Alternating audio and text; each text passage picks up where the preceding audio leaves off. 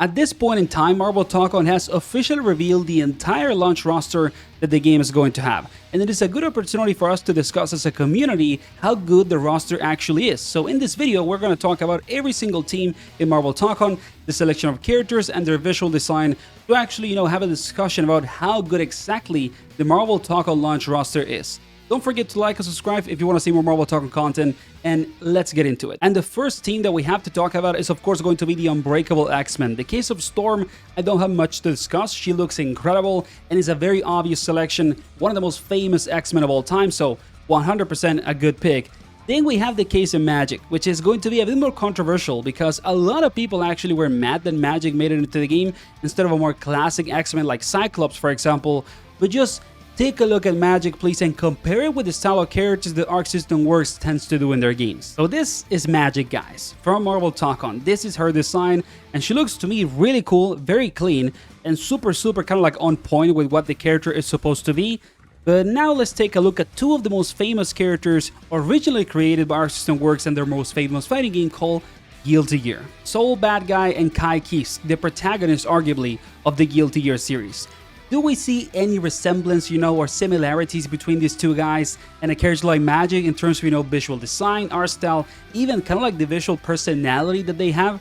So yeah, you can pretty much make the argument that Magic could easily be an arcsystemworks character or a character in the Guilty Gear series. So she making it into the game, it was written from the start. It was kind of like one of the most obvious picks actually for the roster. It makes a ton of sense, and she's much more popular now. So Magic to me was a great pick. Then we have the case of Wolverine in this game, another case that doesn't need much discussion. Just like Storm, he looks incredible. They went with a very classic design. I would have liked to see a more Japanese one, almost like the samurai styles there's in a couple of Marvel mangas, but it's Wolverine, man. Like, what are you expecting, really? It is one of the most iconic Marvel characters of all time.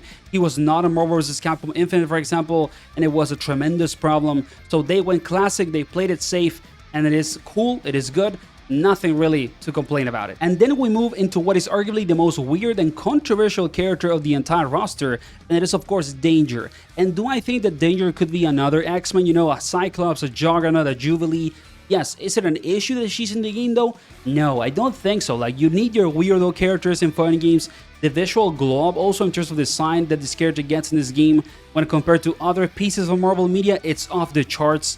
And at the same time, her gameplay design also looks very fun and unique. So do I believe that Danger is really a problem in the roster? No, she ended up being one of the few weirdo characters in the game. She looks good, she seems fun to play, so I think that it is more than a fine character to have in the roster. So what exactly would be my mark for the Unbreakable X-Men in this game? I'm gonna give them an A tier. I think that it is a good team, full selection of characters, good gameplay design, great visual design as well, but it is not the best team in the game. Then we have the next team on the list, which is the Amazing Guardians led up by Spiderman. And we have to be honest about this team, guys, just be transparent about it. It doesn't make any sense, okay? The composition of characters is really random. I don't think, that the characters one by one, individually speaking, are bad selections at all. Like Spider-Man needs to make it into the game. Then Miss Marvel is also a pretty good addition. It's a character that has never been on a fighting game before, and her moveset looks really fun to use. So I'm not mad about her at all. And then the case of Star-Lord and Penny, they make a ton of sense as well, right? Like, Star-Lord is a very popular character. A lot of people wanted to see Star-Lord in a fighting game. And then Penny is pretty much the arcsystemworks pick in this team. Like, Penny is like Magic, with the X-Men. It's a character that feels like a Guilty Gear character almost, because she plays a little bit like Faust. And of course, she's also a cute girl that is Japanese and has a giant robot. Okay, so it makes a lot of sense individually for each character. By the fact that these characters are all together, it really feels, like Arxis just put up kind of like the characters that they had left and created a team. It doesn't make that much sense. And if anyone is going to tell me that this team makes sense because they have actually teamed up in the past in whatever storyline, then I don't want to see anyone ask for the Fantastic Four, because the F4 are already on the game, okay? So yeah, is this team bad? No, I think that the character selection is more than okay, but at the same time, it is arguably the most random team and kind of like the worst in the roster. And I think that all of this actually would have been solved super easily if this game had 3 more characters, because you could have put, for example, Spider-Man and Penny in one team with Carnage or the Green Goblin, which are in Doom's team, and then put another villain in that specific, composition, and then alongside Star-Lord and also Miss Marvel, you just put Groot and Rocket Raccoon, and you have like that version of the Guardians or whatever with Miss Marvel there, which is the random pick. I think that it would be really cool if this was the case. Now, do I believe that this is the biggest problem in the world and that this team is horrendous and all of these picks should change or whatever? No, I think that it is more than fine, but this is a B tier team. I think that this is arguably the worst and most weak team composition in the context of this entire roster. Spider-Man saves the team by a mile because he's incredibly popular and everybody is going to play Spider-Man when this game comes out. So yeah, the team is not the best, it's also not the worst thing ever, but in the context of this roster, it deserves a B tier. And now we move into the third team in the video, which is the Avengers. And I don't want to spend that much time talking about this team. Don't get me wrong, they are very cool. I'm gonna play Captain America day one. But the thing is, like, these characters are pretty much the public faces of Marvel as a franchise. You're gonna see them everywhere, and it makes a ton of sense that they are here as well. I do want to give, arcsystemworks their flowers, specifically for the Mecha Iron Man design. I think that it is the most cool character in terms of visuals in the entire roster of the game. It is the most unique, at least, and it looks very, very cool. Then the case of Hulk is also, a staple of Marvel. So the fact that Hulk is in this team is also something that makes a ton of sense, and it doesn't surprise anybody. I think that the Avengers team was done from a relatively safe position. They know that it's going to help to sell the game out, and it's characters that everybody wants to see. So there's not that much to say. I think that it's just a really good team that is very safe.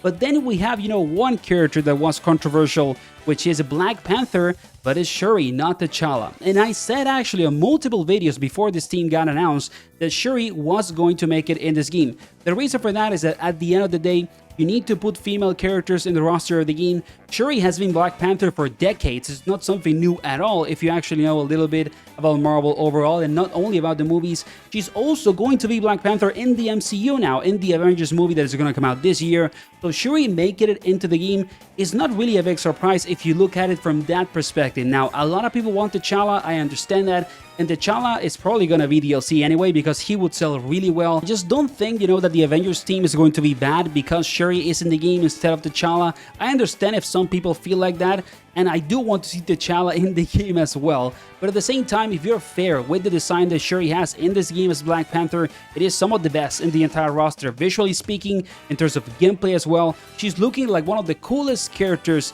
in the entire game. So I'm gonna give the Avengers in this game in particular an A tier position. Do I think that they deserve S tier? No, because there's two teams in this roster that are absolutely incredible, flawless, and I personally think that the Avengers still are not strong enough as a team composition because it's a very safe and obvious team. And even though a lot of people are gonna love these characters, including myself, it was much more exciting to see the teams that we're going to talk about later. But now we have to move into the heavy hitters and talk about the Knights of Doom. I know that this team for many people is just the best team in the entire game, with Doom, Magneto, the Green Goblin, and Carnage. And the thing about this team is just that people love their villains, and this is a really good selection of that category. You have Doom, which is a very classic character that has been in fighting games before. You also have Magneto making a comeback into a fighting game as well, with a more, classic visual design and also a very, lore accurate gameplay, because he's literally just using metal all the time in his attacks and powers, which is really cool. We don't have, a metal lifting Magneto in a fighting game since 2 decades ago. So it is really nice that he's, in that way.